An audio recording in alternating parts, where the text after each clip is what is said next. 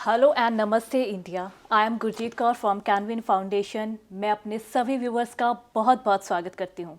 Today I am very glad to share that we have among us doctor Rakesh Kumar Jain. Hello sir.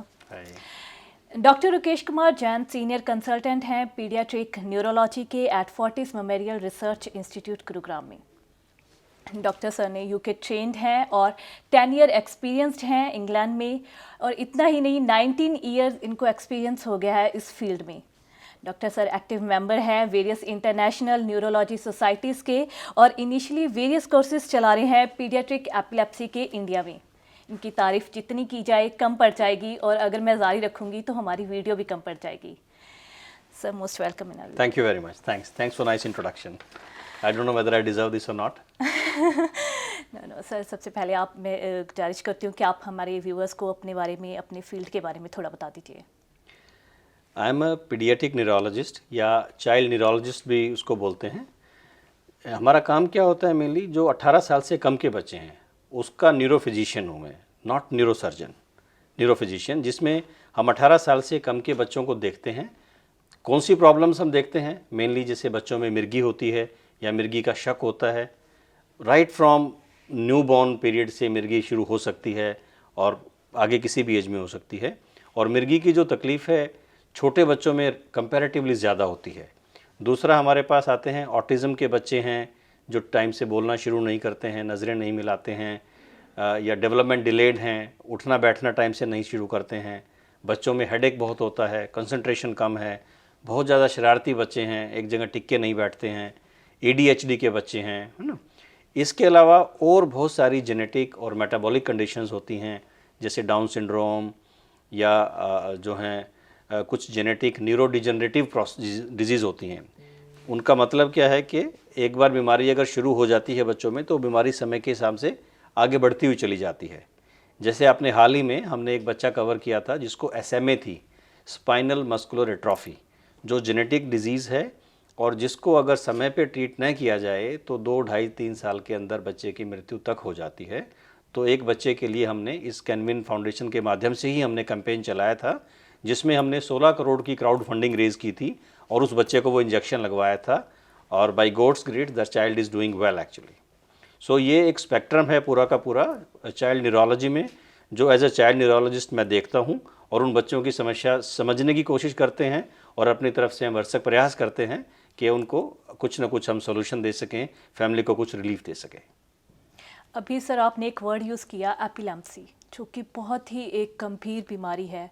अभी हम पहले इसी पे बात करेंगे। क्या एपिलेप्सी के कारण क्या है? क्या इसके कोई प्री सिम्टम्स होते हैं कि पता चल जाए पेरेंट्स को कि हमारे बच्चे को एपिलेप्सी हो रही है?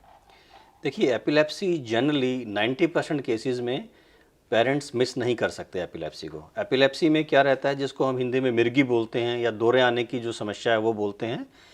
ये कोई भी एबनॉर्मल मूवमेंट अगर आपको लगती है, जैसे बच्चा झटके मारता है, आंखें ऊपर हो जाती हैं, या बच्चा एकदम सुन्न हो जाता है और जैसे ना ब्लैंक जिसको बोलते हैं फ्रीज़ हो गया।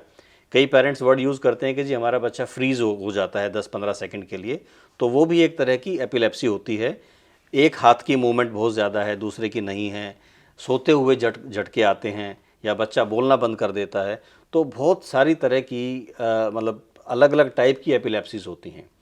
तो जनरली एज आई सेड कि 90% केसेस में पेरेंट्स को समझ में आ जाता है कि जो एक्टिविटी बच्चा कर रहा है नॉर्मल नहीं है, इसको डॉक्टर के पास ले चलो। 10% केसेस में ऐसा होता है कि सटल एपिलेप्सी होती है, कि ब्रेन के अंदर थोड़ा सा हमारा स्पार्किंग है लेकिन वो सरफेस पे नहीं आ पा रही है, पेरेंट्स उसको नहीं पकड़ पा रहे हैं। तो उस केसेस में अगर हमें ऐसा लगे कि बच्चे की जो स्कोलेस्टिक परफॉर्मेंस है वो डेट्योरेट है over a period of time, बच्चे का बिहेवियर चेंज हो गया है, या बच्चा जैसे पहले बोलता था अब बोलना थोड़ा सा कम हो गया है, या और कोई भी कंसर्न है, तो there is no harm in getting a consultation from doctor. तो डॉक्टर थोड़ा सा अपने कंटेक्स्ट में चीज़ों को पूछ के पेरेंट्स से बच्चे को एग्जामिन करके दे कैन टेल यू कि अभी चिंता का विषय है या कुछ नहीं करने का है, and let's continue to observe the child. Parents को कैसे पता चलेगा कि अब उन्हें डॉक्टर को कंसल्ट करना चाहिए, कि अब हमारे बच्चे में ये सिम्टम्स आ रहे हैं तो हमें डॉक्टर के पास जाना ही चाहिए, हम इसे इग्नोर ना करें?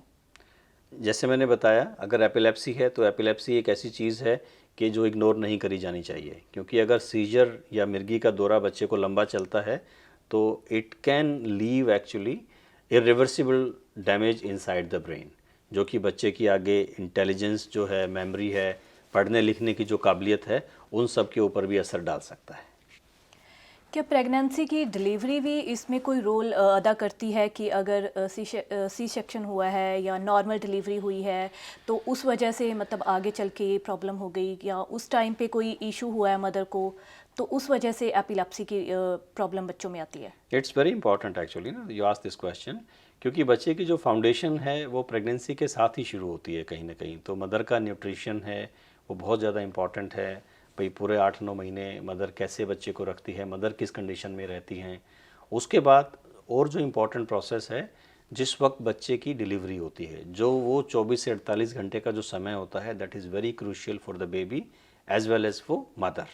तो उस वक्त कई बार आपने सुना होगा कि बच्चा पैदा हो गया है, डिफ़िकल्टी से हुआ है, फोर्सेप्स का यूज़ करना पड़ा है या वैक्यूम लगा है, या पहले हमने विजाइनल ट्राई किया था, बाद में सिजेरियन करना पड़ा है, बहुत समय लग गया है उसमें और बच्चा रो नहीं पाया है। हाँ, तो इन सब चीज़ों में जहाँ पे ब्रेन में ऑक्सीजन की कमी हो जाती है, कई बच्चे फीड नहीं लेते हैं टाइम से, ग्लूकोज़ की कमी हो जाती है, तो उन कारणों से भी बच्चों में एपिलेप्सी हो सकती है और बच्चों की डेवलपमेंट में लॉन्ग लास्टिंग प्रॉब्लम आ सकती है। क्या एपिलेप्सी की प्रॉब्लम जेनेटिकली है? अगर पेरेंट्स को रही है तो आगे उनके बच्चों में भी ये रहती है? हाँ जी, जेनेटिक भी है, मैं ये बोलूँगा, है ना। हर एपिलेप्सी जेनेटिक नहीं होती है, लेकिन आजकल जैसे मेडिकल साइंस एडवांस हो रही है और हम लोग नए नए जीन्स को आइडेंटिफाई कर रहे हैं जो एपिलेप्सी के लिए रिस्पॉन्सिबल है, तो यस आजकल कई बार इवन पेरेंट्स में, मान लीजिए पूरे परिवार में दोनों साइड में कोई मिर्गी की शिकायत नहीं है, उसके बावजूद भी बच्चे में एपिलेप्सी मिलती है। हम जीन टेस्ट करा लेते हैं। अच्छी बात यह है कि आज से 15-20 साल पहले वो जीन टेस्ट नहीं होते थे, हम ऐसे ही बोल देते थे कि आपको एपिलेप्सी है, क्यों है हम नहीं बता सकते, शायद जेनेटिक हो। लेकिन आज के दिन वो जेनेटिक टेस्ट अवेलेबल हैं और एक सिंपल प्रिक करके थोड़ा सा 1-2 ml ब्लड निकाल के बच्चे से हम वो टेस्ट कर सकते हैं और हम ये बता सकते हैं कि ये जेनेटिक एपिलेप्सी है, हम इसको ट्रीट कर सकते हैं या लाइलाज है या आपके बच्चों में ट्रांसफ़र होएगी या नहीं होएगी। तो अभी काफ़ी नॉलेज बेस काफ़ी अच्छा है हमारा उसमें। Is a person with epilepsy disorder can live a normal life? Of course I mean that's a big myth कि एपिलेप्सी अगर बच्चे में हो गई है तो ये आजीवन बीमारी है और बच्चा बहुत सारी एक्टिविटी नहीं कर पाएगा, नॉर्मल पढ़ नहीं पाएगा। ऐसा नहीं है। मैं आपको अगर इंटरनेशनल डेटा बताऊं और जो हमारा एक्सपीरियंस है यहाँ पे अभी मैं फोर्टिस के साथ पिछले 9 साल से हूँ, उससे पहले मैं यूके में था, 10-11 साल मैं यूके में था। करीबन 80% बच्चों की बात कर रहा हूँ मैं, अभी बड़ों की नहीं कर रहा हूँ, मैं बच्चों को ही देखता हूँ एनीवे। 80% बच्चे जो मिर्गी के हैं ऑलमोस्ट बिल्कुल ठीक हो जाते हैं with normal development, normal learning, normal intelligence, और दवा भी छूट जाती है उनकी, सीजर भी छूट जाते हैं, दवा भी छूट जाती है। तो isn't it a very amazing and very big number and very rewarding. तो इसलिए मैं बोलता हूँ कि एपिलेप्सी के सिम्टम्स हैं, पेरेंट्स को कभी भी इग्नोर नहीं करने चाहिए, क्योंकि अगर ये बिगड़ जाती है तो सिस्टम ख़राब हो जाता है। नहीं तो हम अब 80% तक बच्चे हम ठीक कर पाते हैं मेडिसिन की सहायता से। कुछ बच्चों में मेडिसिन कारगर नहीं होती हैं तो स्पेशल डाइट्स होती हैं हमारे पास, उनसे ट्रीटमेंट होता है।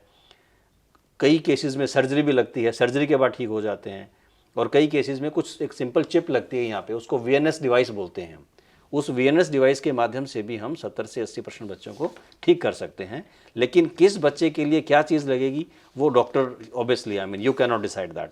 You have to come to a pediatric neurologist और epileptologist no to discuss all these options, और किस स्टेज पे किस ऑप्शन की ज़रूरत है। क्या एपिलेप्सी की प्रॉब्लम में डाइट भी कोई रोल अदा करती है कि डाइट अच्छी लेने से वो इंक्रीज़ होती है या डिक्रीज़ होती है डाइट में चेंजेस करने से? हाँ, जैसे मैंने बोला कि डाइट का एक काफ़ी इंपॉर्टेंट रोल रहता है।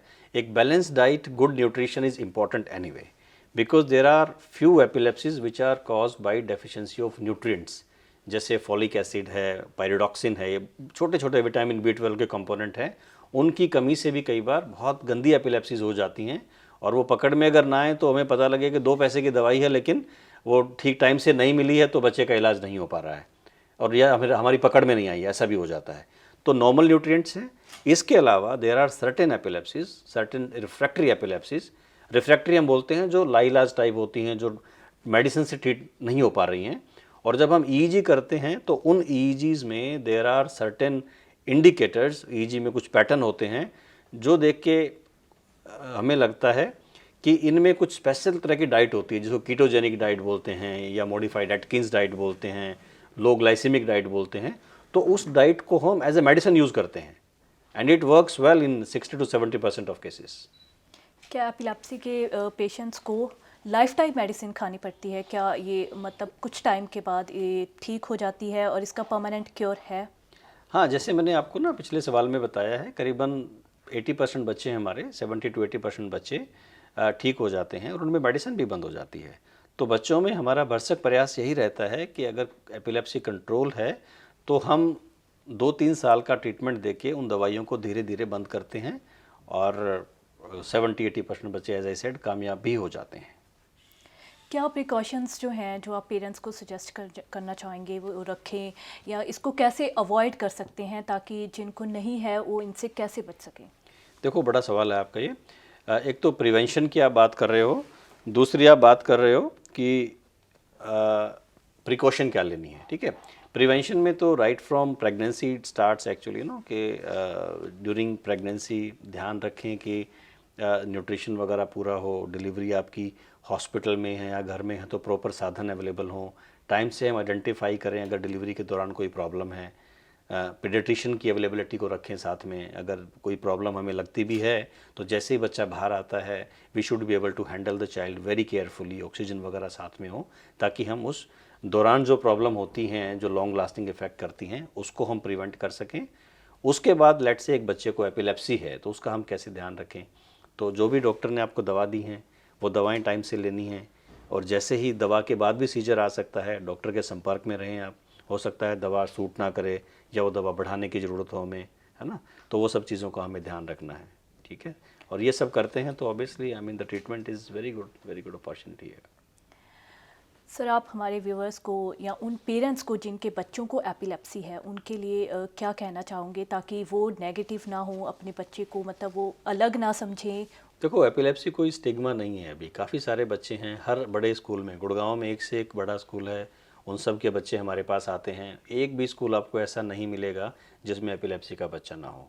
तो एक तो स्कूल से भी मेरी ये गुजारिश है कि एपिलेप्सी को लेके आप बच्चे को डिस्क्रिमिनेट ना करें। सिर्फ थोड़ा सा ये है कि हमें सुपरविजन रखनी होती है। एपिलेप्सी का बच्चा है तो हम अकेला ना छोड़ें उसको। एक्टिविटीज़ जनरली थोड़ा सा कस्टमाइज उसमें मैं बोलूँगा वर्ड, जो इंट्रैक्टेबल एपिलेप्सी है जिसमें सीजर हर रोज़ 10 सीजर आ रहे हैं वो एक अलग एपिलेप्सी है। लेकिन जनरली जो 70-80% जो सिंपल एपिलेप्सीज़ होती हैं उन एपिलेप्सीज़ में हम एक्टिविटी रेस्ट्रिक्ट नहीं करते हैं। सिर्फ पेरेंट्स को ये बोलते हैं कि आप स्कूल में भी इन्फॉर्म कीजिए और ताकि बच्चे के ऊपर एक अडल्ट बंदे की नज़र रहे। मतलब ना, कोई भी कोच है, आप बैडमिंटन के लिए जाते हो, किसी और कोचिंग में जाते हो, सब करो आप, लेकिन आप कोच को बता के रखें। पेरेंट्स कई बार बोलते हैं जी हम बताना नहीं चाहते हैं, वो चीज़ गलत है। छुपाने की ज़रूरत नहीं है, ये कोई ऐसी चीज़ नहीं है कि एक बंदे को अगर है तो हम उसको डिस्क्रिमिनेट करें। So we should be open to the society and society will help you actually. अगर आप नहीं बताएंगे तो you will end up in trouble somewhere. Thank you so much sir, thank you so much. आपने बहुत ही अच्छे तरीके से हमारे व्यूअर्स को एपिलेप्सी के बारे में बताया और प्रिकॉशंस और सब प्रिवेंशंस के भी तरीके बताए। मैं आपका बहुत बहुत थैंक यू करती हूँ, आपने अपने कीमती समय में से समय निकाल thank you very much, thank you. So viewers, ये था हमारा आज का एपिलेप्सी का सेशन। हम आगे नेक्स्ट टाइम फिर से आएंगे आपके साथ एक न्यू डिसऑर्डर के साथ, एक न्यू डॉक्टर के साथ। Thank you so much.